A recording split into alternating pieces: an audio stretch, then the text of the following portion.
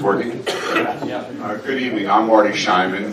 Welcome. I'm an arbitrator and mediator in my real life. And what that means, if any of you have to go to the hospital this week, you can thank me that the nurses are still working. I'm here in my capacity today as a member of the Board of Trustees of Cornell, and I've been asked to make my introduction along with my colleague, Linda Gadsby, also from the Board of Trustees, are here. At the Board of Trustees, my job is the chair of university relations, and that job involves the outward looking of Cornell with state leaders, federal leaders, the city, and the like. I'm delighted for you to be here this evening because this is the first event of the nonpartisan Cornell University Institute of Politics and Global Affairs. First, I want to thank Dick Ravitch for giving us the opportunity to use this wonderful space. Thank you, Dick. Many academic institutions have institutes of politics, including Harvard, Georgetown, and the University of Chicago. Cornellians always wonder whether or not Harvard has yet been accredited. That's one of the things we wonder about. The Cornell University Institute is the only model in New York metropolitan area, believe it or not, and with an even broader mission extending to understanding the emerging geopolitical mission. The goal of the Institute is to provide the highest level of political content to interested audiences with prominent speakers, conferences, and global travel in a nonpartisan manner. And I'll talk later about that. Events like tonight, focusing on the work of the House Judiciary Committee, is not only incredibly timely, but it encapsulates what this effort is about. Programs like Inside Congress feature conversations with both Democratic and Republican leaders in the House and the Senate. In the future, and in the near future, starting in May, Speaker of the House, Nancy Pelosi, will be with us. Republican Congressman Tom Cole, the ranking member of the Rules Committee. Congressman Adam Schiff, the chairman of the House Intelligence Committee. Former White House Chief of Staff, and who was also the National Committee Chair for the Republicans, Reince Priebus. And finally, at least for right now, the bipartisan members of the House Problem Solvers Caucus will be here. In a complex and volatile political environment, the Institute will work to help analyze important developments as well as providing a unique platform to guide the conversation.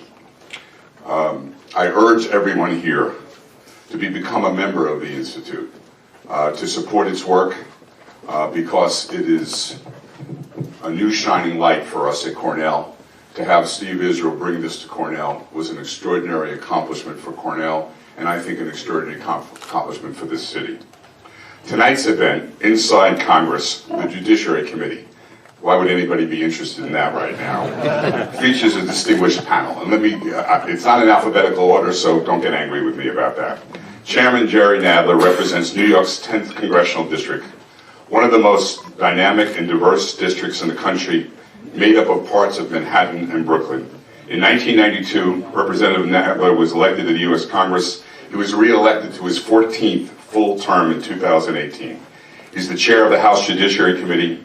He served as chairman or ranking member of its subcommittee on the Constitution, Civil Rights, and Civil Liberties for 13 years, and also served as the ranking member of the subcommittee on courts, intellectual property, and the Internet. Congressman Hakeem Jeffries represents the diverse 8th Congressional District of New York, an area that encompasses large parts of Brooklyn and a section of Queens. Serving his 4th term in the United States Congress, Representative Jeffries is a member of the House Judiciary Committee and House Budget Committee. Representative Jeffries is chair of the House Democratic Caucus, having been elected to that position by his colleagues in November of 2018.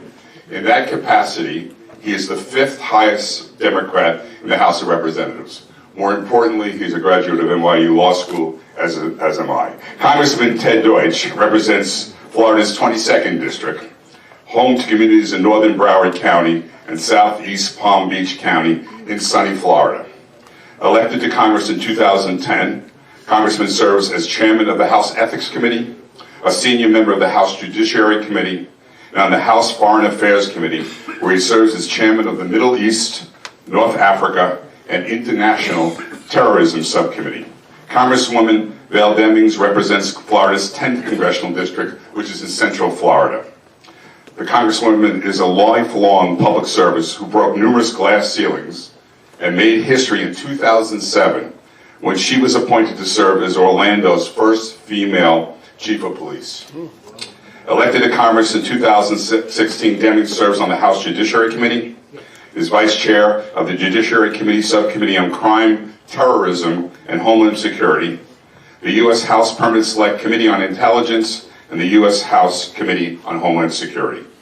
Congresswoman Madeleine Dean represents Pennsylvania's 4th Congressional District, which includes Montgomery County and parts of Bucks County, outside of Philadelphia.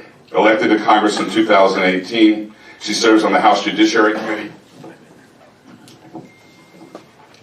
the Judiciary Committee Subcommittee on Crime, Terrorism, and Homeland Security, the Judiciary Committee Subcommittee on Constitution, Civil Rights, and Civil Liberties, and finally on the House Financial Services Committee. Former Congressman Steve Vigil left Capitol Hill, and as he likes to say, unindicted and undefeated. To proceed, those are not necessarily always the case. People who knew I know Steve well said, "Is there any story?" I said, "Not one that I will tell." To pursue a career as a writer. In addition to writing 2 critically acclaimed satires of Washington, he now heads, and I'm proud to say, the Cornell University Institute of Politics and Global Affairs in New York City and throughout New York State. Israel was a member of Congress for 16 years. He left in 2017, having served as House Democrats' chief political strategist between 2011 and 2015, chair of what we call the DTRIP, the Democratic Congressional Campaign Committee. He appears regularly on MSNBC and is a weekly columnist in The Hill. Now, without further ado, I turn the mic to Steve Israel.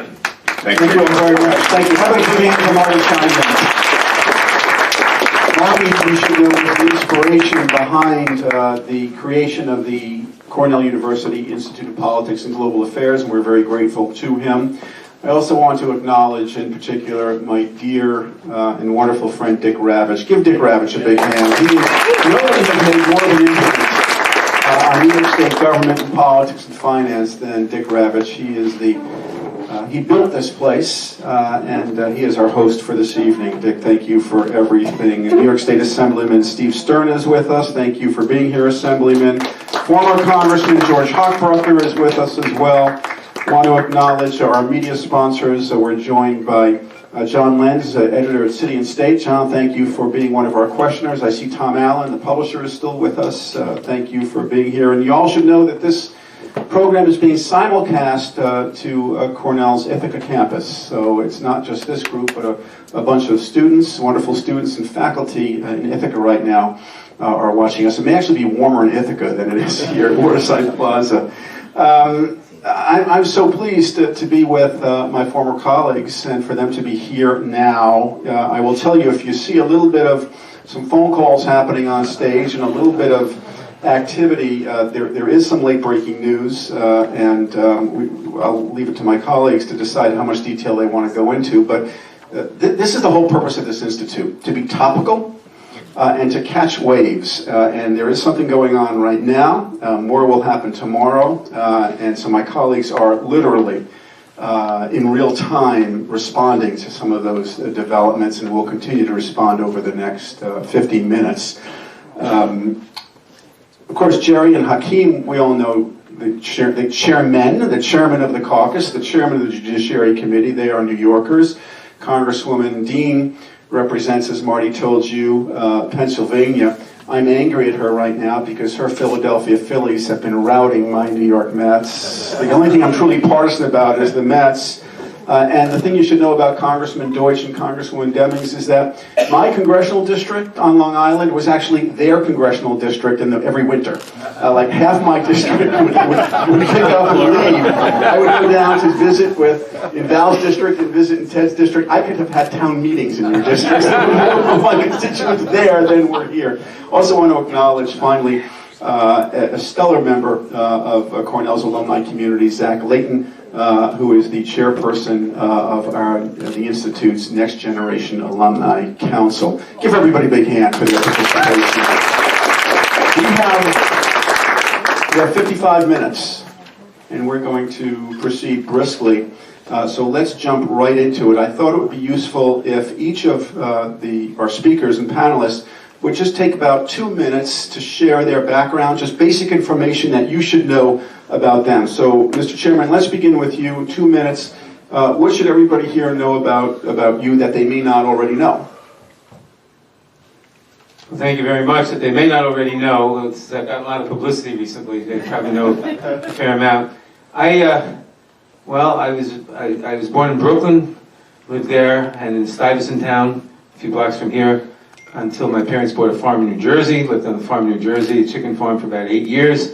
Farms all went bankrupt, moved back to Brooklyn. I was a graduate of the Yeshiva of Crown Heights. I went from there to Stuyvesant. That was a great scandal, because I was a valedictorian at the Yeshiva and didn't go to Yeshiva High School. That was the big scandal. I went from there to Columbia, and I chose to go to Columbia because, having spent 4 years in high school trying to figure out how to combine a career in politics and either astrophysics or molecular biology, I had not been able to figure out how to do that combination. And I decided to go to Columbia so I could get involved in New York politics right away and not wait till I graduated from college. So I did that with a number of other students, and we were very much involved in the anti-Vietnam War movement, the Dumb Johnson movement, local politics. I was in charge of Manchester during the McCarthy primary for against Lyndon Johnson in 1968. The week after I graduated from college, I was elected Democratic district leader. We ran against 7 incumbents. We beat all 7. Started the Civil War on the West Side for about 5 years. But then we sort of got roped in. And was elected to the State Assembly in 1976. I won by the vast margin of 73 votes in a primary. And I was very active in domestic violence legislation and child support enforcement legislation and infrastructure, which is how I met Dick Ravitch, because I was very much involved in saying that we had a major capital problem in the New York City subway system, which they were denying at the time. And Dick Ravitch was appointed and came to the same conclusion and proposed the way to get proper investment in the subway system, which we did. And I've been involved in the Judiciary Committee and the Transportation Committee in the State Assembly all the years I was there. 1992, I was elected to Congress in a very unusual election, by the way. I was running for re-election to the Assembly the day before the primary. I had a contested primary. The day before the primary, I got a phone call. A congressman died. Couldn't get his name off the ballot. He won the primary with 89% of the vote, posthumously, thus giving rise to the aphorism, what is the difference between New York politics and Chicago politics? In Chicago, dead people vote for live people. In New York, it's the other way around. In any event, so there was a Democratic organization selected the candidate to a 6-way contest. I won that. And I won the general election and the special election on the same day. Special election for the remaining 7 weeks of my predecessor's term. And it being a very heavily Democratic district, and the Republicans didn't realize it was a special election, so they didn't nominate anybody for the special, only for the general. So I was on the ballot twice. My Republican opponent was on the ballot once. And our concern was I could lose if thousands of people walked into the voting booth, voted for me in the special, figured they did their job, and walked out.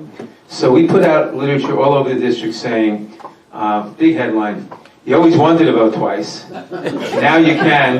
In fact, you must. And that was our campaign in 1992. I've been reelected ever since, usually by pretty convincing majorities. I had a scare 3 years ago because I voted for the Iran deal, which was, we thought, very unpopular in the district, turned out not to be.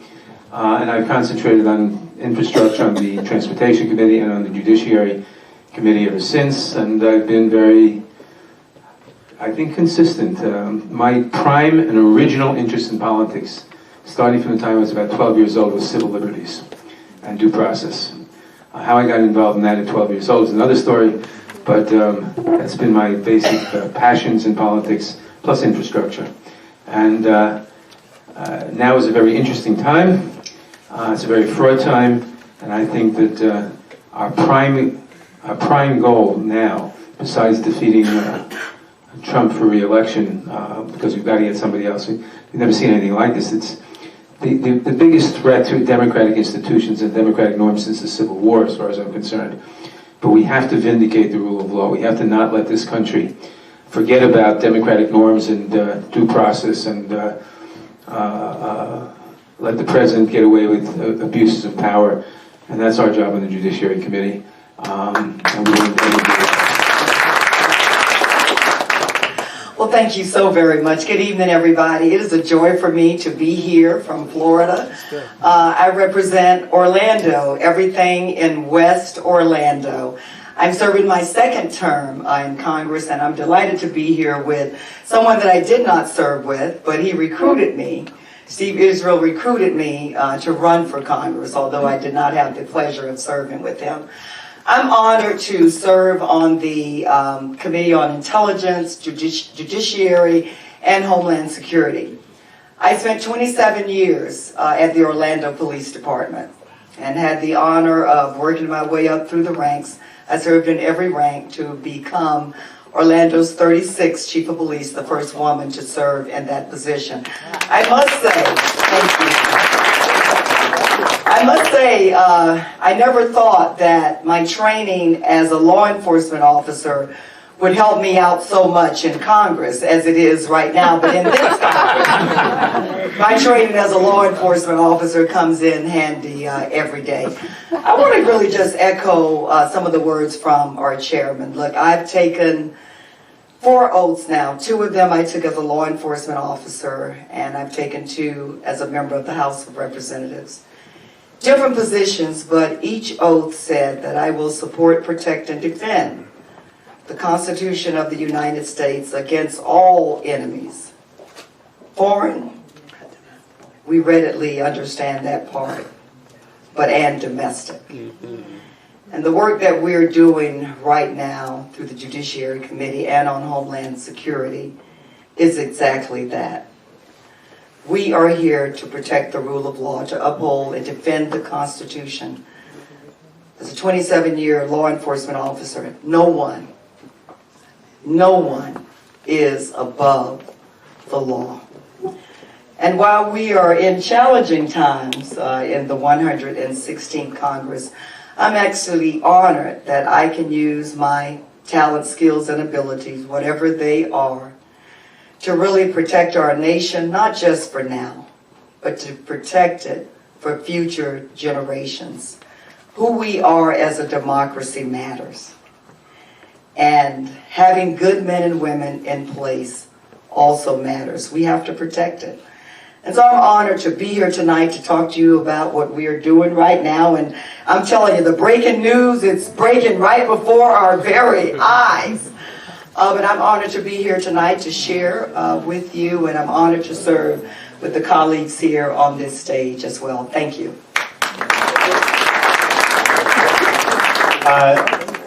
Thanks. Steve, we miss you in Congress. We miss your good humor, especially these days. I'm glad I came tonight. I learned something about the chairman. Jerry Nadler, I guess, proves the old maximum that you don't need to be an astrophysicist to succeed in the United States Congress, but it helps. I represent Southeast Florida.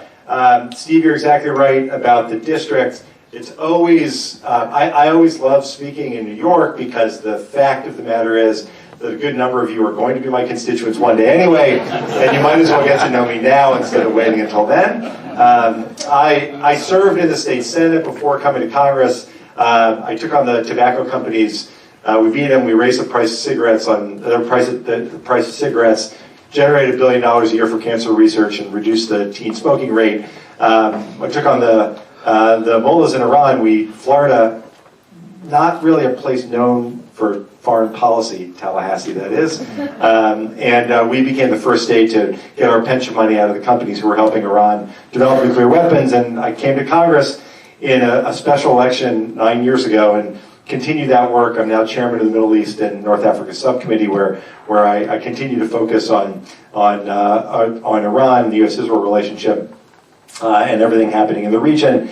And I serve on the Judiciary Committee. When I ran for Congress during the campaign, the Supreme Court issued its terrible decision in Citizens United. I have spent my years in Congress working hard now on what is the most widely supported effort to overturn Citizens United, the Democracy for All Amendment, which aims to diminish the influence of big money in politics and to restore our democracy and return our democracy to our people. That's the work that the Judiciary Committee does, is protecting our democracy, our democracy, which is really threatened at the moment.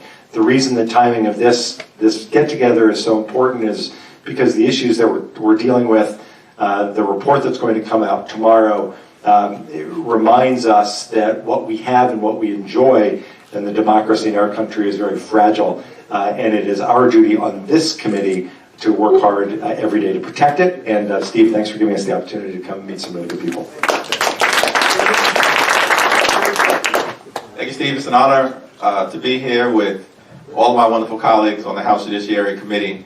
I have the privilege of representing the 8th Congressional District in the United States Congress, parts of Brooklyn and a little bit of Queens, one of the most diverse districts in the country, as many of you know. In fact, 33% of the people that I serve were born outside of the United States of America. And so I represent African Americans, Caribbean Americans, Latinos, Asian Americans, the Reformed Jewish community, the Orthodox Jewish community, Italian Americans, Irish Americans, Bangladeshi Americans, Turkish Americans, Pakistani Americans, and more Russian-speaking Jewish immigrants from the former Soviet Union than any other member of Congress in the country.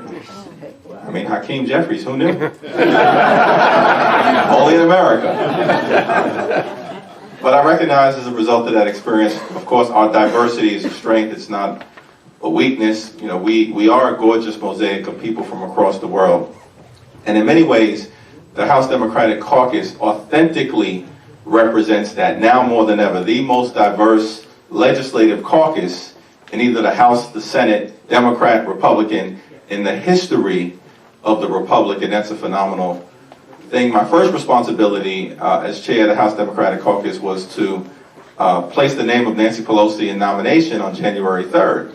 And so as I realized I had this responsibility, I was preparing my remarks a few days before that date. My youngest son comes into the living room and says, "Dad, what are you doing?" I said, "Well, you know, Joshua, as the incoming chair of the House Democratic Caucus, I have the honor of delivering a nominating speech for Nancy Pelosi on January 3rd. He was going to be down in Washington with my entire family. "Do you have any advice for your father?" And without missing a beat, he said, "Dad, don't blow the moment."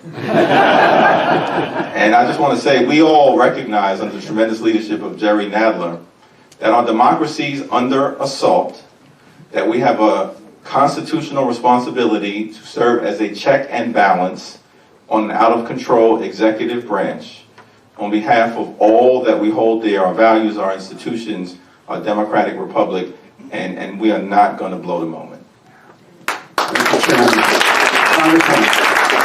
Good evening. It's a real honor and pleasure to be here with all of you. Thank you very much, Congressman, for inviting me to this. It's an honor, obviously, to be on your committee, Chairman Nadler. And if you haven't seen that nominating speech, I commend it to you. You did not blow the moment. It was masterful.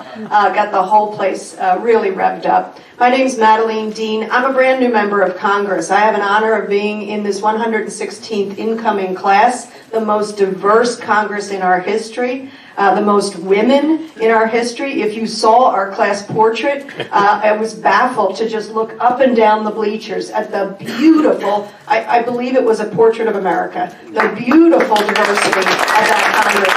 And the applause goes to you, to America. America got it. That election was absolutely a summary to action, a call to action. My background, I grew up in suburban Philadelphia, the very area that I represent. I am the youngest of 7 children, a raucous, rowdy Irish Catholic family in suburban Philadelphia. We had very dynamic dinner time quizzes on current events and politics. I always felt good that I was the youngest, so if I blew a question and the guy 6 above me didn't get it, I felt okay. But that did stir in me, and it was the 60s. I was a little girl in the 60s. It did stir in me an interest in public service. I certainly admired the Kennedys and Martin Luther King, and as a little girl was devastated and thought leaders always led and then were killed. I went on to go to college, went to law school, practiced law and got married and practiced law for about 10 years in Philadelphia and Montgomery counties. Then as my husband and I were having 3 little kids, I went and taught for 10 years at LaSalle University, had the chance to teach as a member of the English department, teaching writing and ethics and rhetoric, taught in the MBA program, and I loved it. But in my 50s, I decided, I always knew I wanted to run for office and I wanted to serve. Actually, the very first time I ran for office, I was 18. The very first time I went to an election, I voted for myself, did a little campaign for committee woman, and so I got the bug. Life got busy, and so in my 50s I went to Penn School of Government, took some courses, and ran for office. I ran and served as Township Commissioner very briefly, then ran for our General Assembly, member of the House for 6.5 years. I filled the seat that was Josh Shapiro's, now Attorney General of Pennsylvania, Josh Shapiro.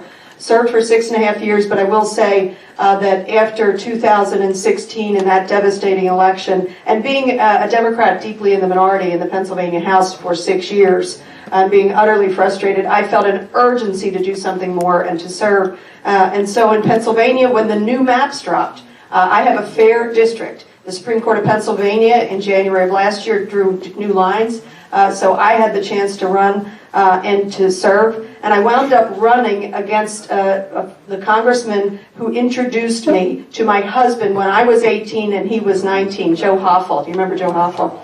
So the world goes around in strange ways. I am so honored to be here, but I do want to say one thing about being on this committee. One thing I wanted, when I was in the House Committee, I was on Judiciary, and Chairman Nadler supported me in my campaign after I was nominated. This summer you supported me, and I talked with him several times expressing my interest to be on his committee. I'm so honored to be on it. What I loved about what Jerry Nadler said was, and this was the end of last year, not the hot white moment that we're in right now, he said, I am committed to do 2 things, to make sure we are doing substantive legislation and important constitutional oversight. Notice that's exactly what he is doing with this committee. I'm honored to be a part of it. All right. Over to housekeeping, I'm going to ask a question, jump ball. John will ask a question, Zach Layton, then we open it up to Q&A. We do have to end promptly at 7:55. So first question, which is on everybody's mind. Mueller report scheduled to come out tomorrow. Talk about where are we tonight? What do you think will happen? Maybe you. Where are we this evening? What do you think tomorrow looks like? And then can you project over the next weeks and months what the impact of Mueller will be? And we'll start with the chairman. And then, guys, this is like a Democratic caucus meeting, so just interrupt anytime you want. Jump right in. Well, we know some things tonight that we didn't know this afternoon. We know, number one, that we know 3 things specifically. We know that Attorney General Barr will be holding a press conference to give his review of the redacted report tomorrow at 9:30. We know that that is the Judiciary Committee, and the public will first see that report sometime between 11 and 12, in other words, an hour and a half after he finishes his press conference. And we know that they've been reviewing it with the White House for the last week. This came out in the press today. It is highly wrong, highly contemptuous of Congress and of our right to a role in this. It's obviously an attempt to stage manage and create the headlines and the narrative. Because of that, what we initially planned when we assumed that we'd get the report about 10 o'clock and that we didn't know about the Attorney General's press conference, I had arranged for, we will have teams of people ready to read the report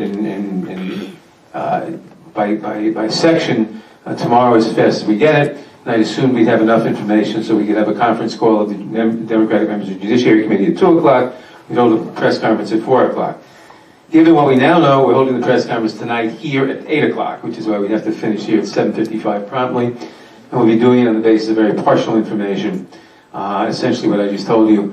And our press report, our press announcement will basically be what nerve, what contempt of Congress, what contempt of the American people. This is just being stage managed for the benefit of the president.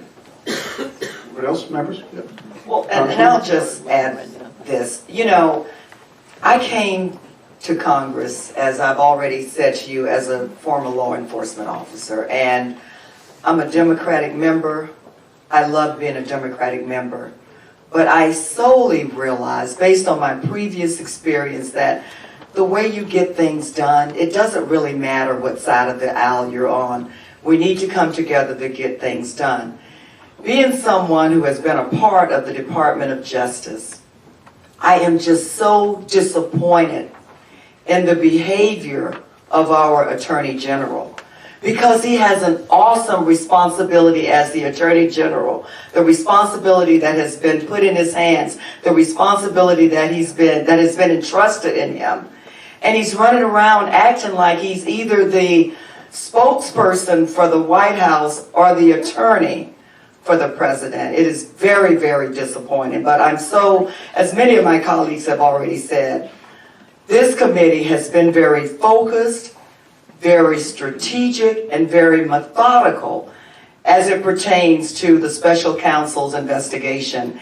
And we will continue to do that. And so we are anxious to see the report, the redacted version, but also, I know under the chairman's leadership, we're also going to see the unredacted version as well. And we're going to do our job regardless of the way the Attorney General has chosen to do his.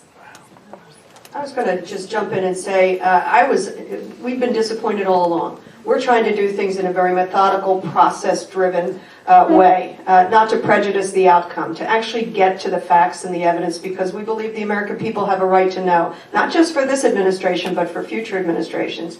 And Attorney General Barr lost a tremendous amount of credibility with me, anyway, as a member of this committee, at the point you read his letter that was an audition for the position. It's incredibly detailed, it's incredibly opinionated, comes to lots of conclusions. And then we got the 4-page letter that's less than a 4-page letter, frankly, finding his substantial takeaways from the Mueller report and ending with a conclusion of law. As a professor of writing and a former lawyer, a recovering lawyer, I found it was astonishingly illogical, filled with conflicts of interest, and certainly not legally binding. The language that he used, you noticed he used the words, there was an intentional conspiracy in one of the lines. He lost so much credibility with me there that while I am gravely disappointed in the news, the breaking news of this afternoon, I'm not really surprised. He does not seem to prize the operation of law and avoiding the appearance of any conflict of interest and leaping to legal conclusions that he has no business to do. Before going to John, let me just state, for my friends at Cornell would want me to state that the press conference that the members are having is separate and apart from what we do here. It was a spontaneous response to news that literally broke while we were in adjacent rooms. So Cornell's not sponsoring or organizing the press conference. The Institute is not. It just happens to be rather coincidental that they were all here when they heard this news. Ted, did you want to make a point before we go to John? I was just Hakeem? I would just add, the decision by the Attorney General to schedule a press conference tomorrow morning, hours before releasing the report, is just so thoroughly disrespectful of the American people. It's almost as if he forgets that it was just a few weeks ago that he spent a weekend reviewing this 400-page document, issuing a 4-page report that had 100 words out of 400 pages, and is now scheduling a press conference to effectively do the same thing in order to try to set the debate for what comes next. It's disrespectful because we already know that the report is out there. We know it's coming. We know that he's redacted it. There should be no press conference until after we and the American people have had a chance to see what it is that he's going to deliver tomorrow. John Lenz. Sure, yeah, thank you. I'm John Lenz, Editor-in-Chief of City and State Magazine. And I have a bigger picture question. Last month, House Speaker Nancy Pelosi said she was not in favor of impeaching President Donald Trump, saying it would be, quote, divisive to the country. Do you agree? And similarly, do other congressional investigations of Trump risk further dividing the country? Chairman? I have repeatedly said a three-stage test for impeachment, for getting into an impeachment. People have said it's a very high bar. It is. And I believe we have to see what the evidence is and if it meets that bar. And the three-stage test is, can you show that the president has committed impeachable offenses, one. Two, are they important? And you don't impeach a president as the Declaration of Independence put it, for light and transient causes. And three, and this is the highest part of the bar, this is subjective, granted, and it's my opinion. The first two are very well grounded in authority. The third is my opinion, and that is that you don't want to divide the country. You don't want a situation where for the next 30 years, one half of the country says, we elected a president and you stole the election. You reversed the election. So I think the test there is when you begin an impeachment inquiry, you don't begin it unless you believe that you have sufficiently strong evidence of sufficiently terrible deeds that when this is laid out to the public, an appreciable fraction of the Trump voters will reluctantly say they had to do it. And that's a bar that's very hard to meet, maybe impossible, but I do think that you don't want to divide the country. Yeah, and I'll just simply add that the Speaker articulated a standard that I think is appropriate and widely shared by the overwhelming number of the House Democratic Caucus, which is that before you proceed with impeachment, the case should be compelling. That's one. Two, the evidence should be overwhelming. Two, three, the public sentiment around impeachment should be bipartisan in nature. And that was a key part of what she articulated. I agree with that perspective because functionally, the Founding Fathers in their brilliance established impeachment as an indictment. The House is basically the grand jury. The trial takes place in the Senate. So whether someone is guilty or not, in this case it be the president, is to be determined by the Senate, with the threshold being not guilt beyond a reasonable doubt, the threshold being can 67 senators arrive at a conclusion that the president is guilty and should be removed. And so functionally to proceed with an impeachment situation where even if we're successful in effectively indicting the president, when the trial takes place, you have to have a sense that the country is sufficiently behind it such that there's a reasonable shot at getting to 67 senators, which under the current configuration would mean 20 Republican senators having to conclude that this president should be removed. Ask Bob Corker how likely that is in a situation where he concluded they're functioning as if they were a cult, not a separate and co-equal branch of government. Exactly. Thank you all for being here. Thank you all for being here. As a follow-up to that, this investigation has become so blatantly partisan. What measure, and that's on both sides, what measures can be taken to ensure that Congress is more objective on matters like this moving forward? And separately, what are you going to do if the entire report comes redacted tomorrow? Well, okay, the second part of that question is quite interesting. Your question was that this investigation has become so partisan. I would disagree with that. I know the role that this committee has played in this investigation, and we will go where the evidence takes us. If you've been paying attention, and I know you have been, my colleagues, our colleagues on the other side of the aisle, has done the unbelievable to try to protect the President of the United States when it made no sense at all. And so, as we discussed whether if impeachment is an option, it's difficult to get there before you see the evidence, right? It's difficult to say we would proceed down that road or not proceed down that road. We will go where the evidence takes us. If the report comes back totally redacted, and we have seen that before too, I've certainly seen it in criminal cases pretty much. I believe the chairman, and he could probably answer this a lot better than me, but the ultimate goal is to get the unredacted version of the report. We know that the Attorney General is doing everything he can, including a press conference.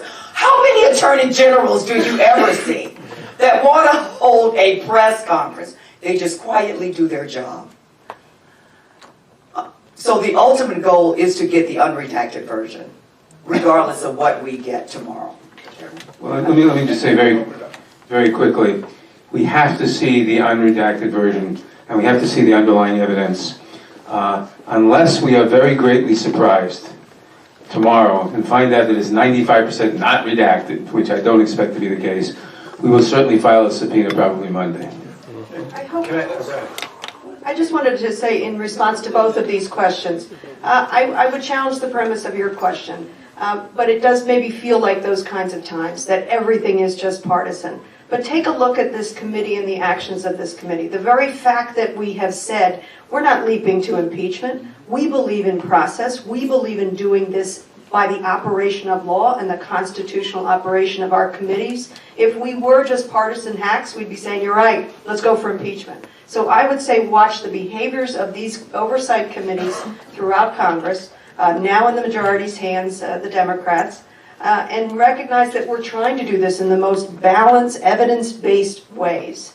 And contrast that with the behavior of this appointed Attorney General. It's stunning contrast. Not leaping to legal conclusions, protection of the president, and not revealing a 22-month investigation. We'll take a look at that. I have a feeling that's not going to look partisan at all, but we have a right, the Americans have a right to see that. Ted Deutch.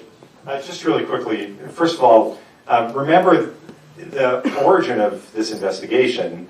This stems from the fact that the Russians interfered in the 2016 election. Nothing partisan about trying to get to the bottom of that. Secondly, if you look at what's transpired over the past 2 years, if nothing else were to happen, we've seen the people closest to the president in his personal life, in his campaign, and in his administration, either in jail or on their way to jail. That's not partisan, that's a fact.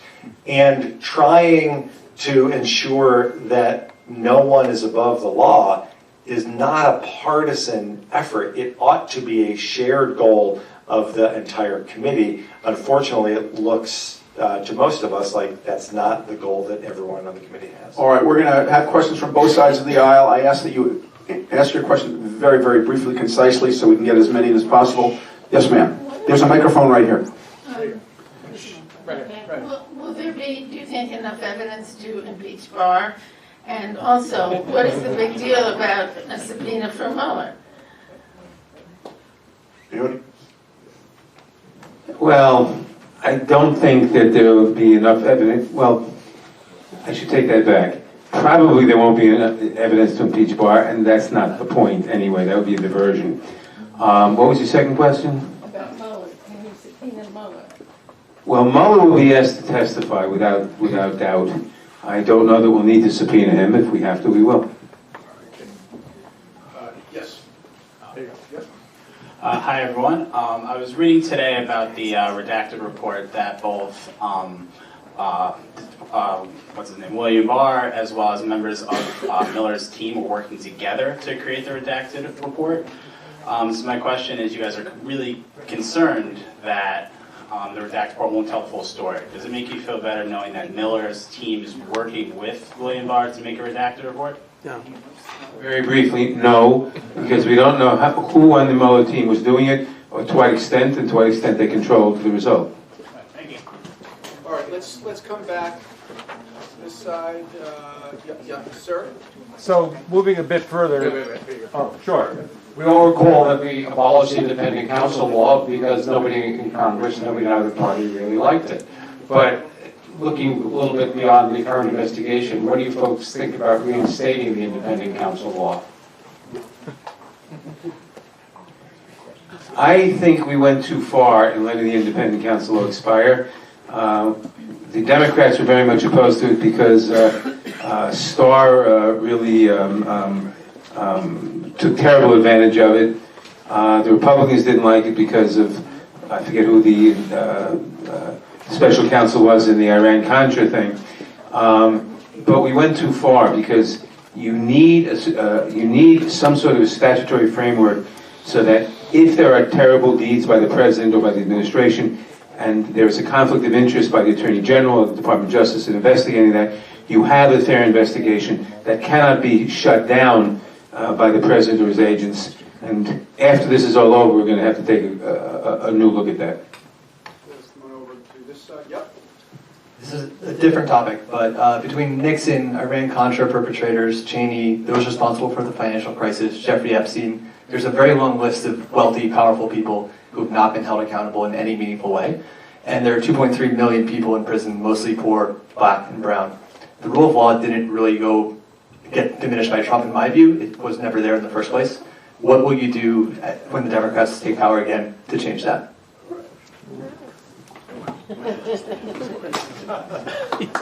Well, in the last Congress, it's a very important question, and we have a mass incarceration epidemic, as you indicated, totally out of control, largely connected to the failed war on drugs in 1971, when Nixon declared drug abuse public enemy #1. There were less than 350,000 people incarcerated in America. Today, more than 2.2 million, disproportionately black and Latino, approximately half nonviolent drug offenders.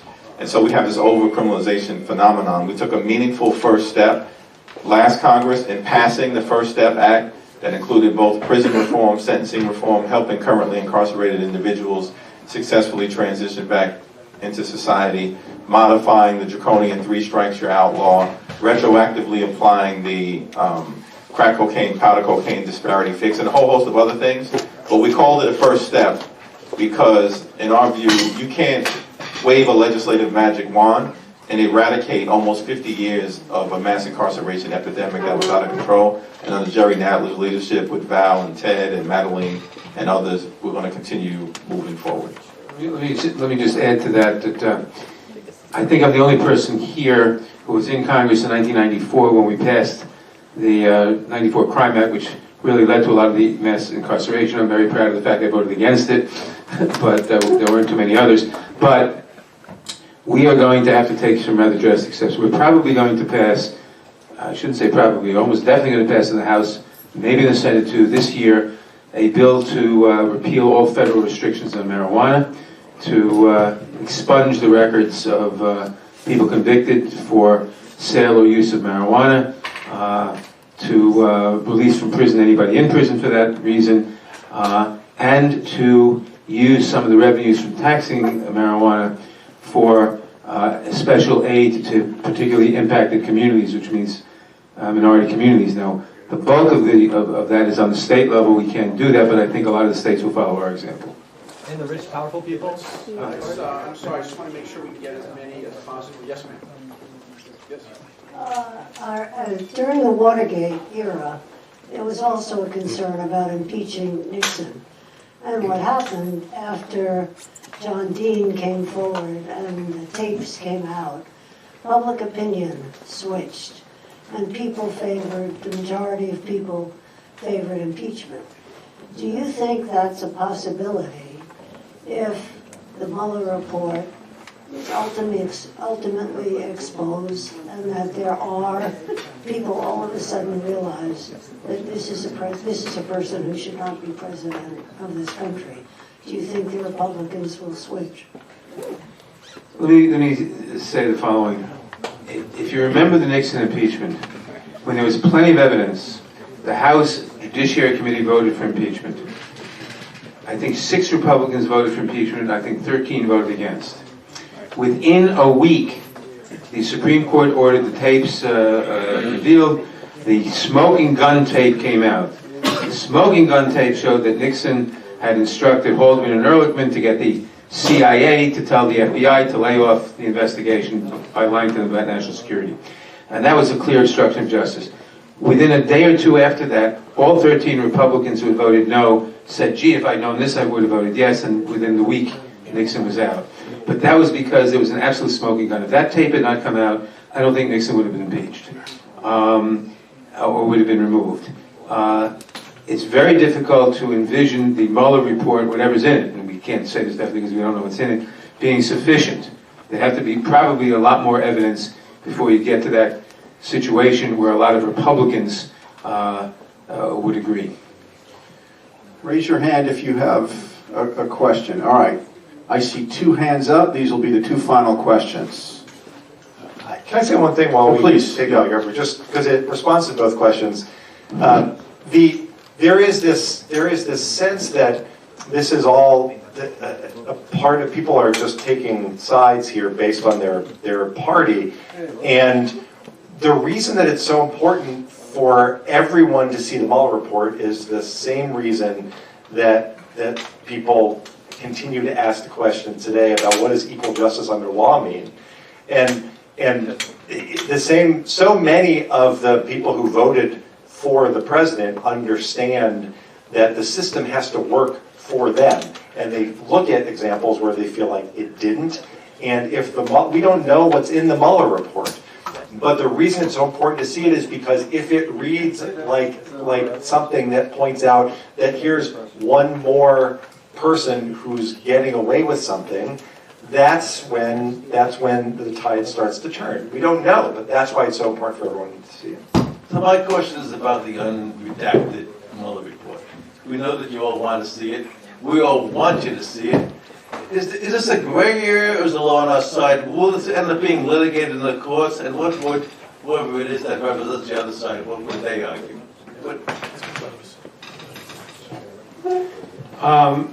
I don't think it's gray, but it will be litigated in the courts.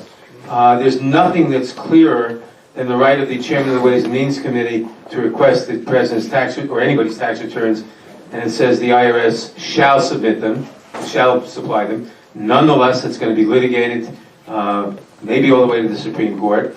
Our right to see, I think the Congress' right to see the Mueller report, with the exception of grand jury information where you need a court order to do it, which has been given in every similar situation, should be unquestioned.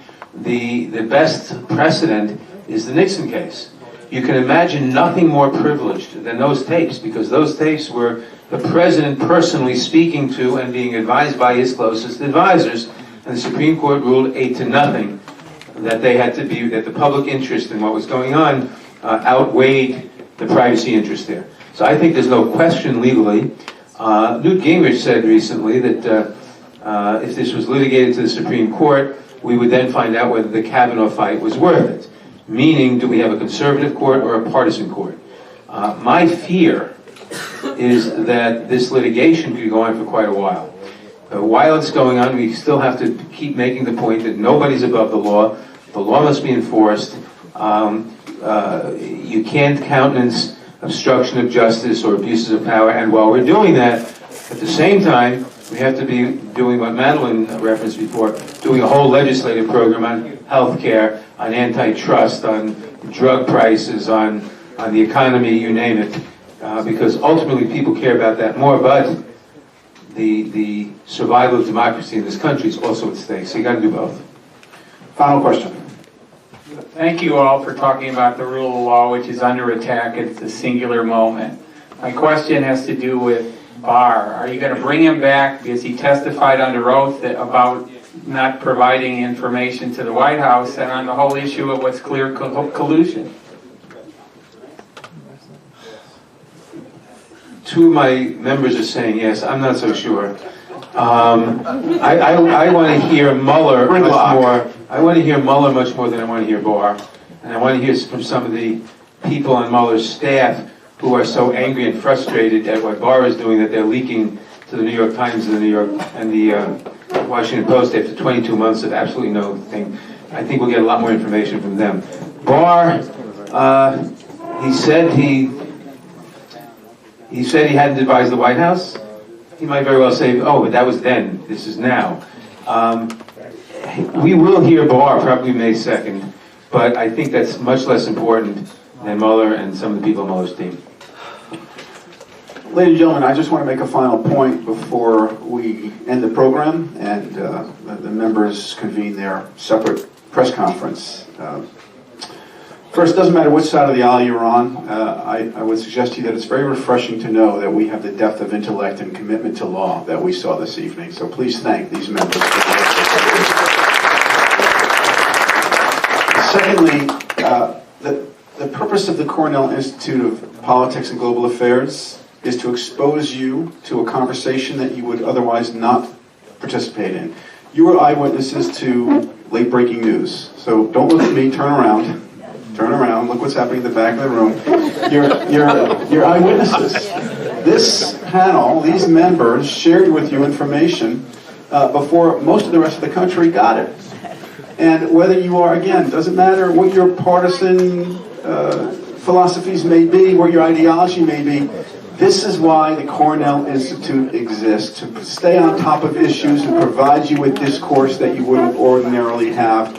Please join us on May 7th for Speaker of the House Nancy Pelosi. Join us on May 30th for a different view, that of Republican Congressman Tom Cole, who's the ranking member of the Rules Committee, which is really one of the most important committees in Congress, former RNC chair. We're about perspective, we're about providing you with education and understanding.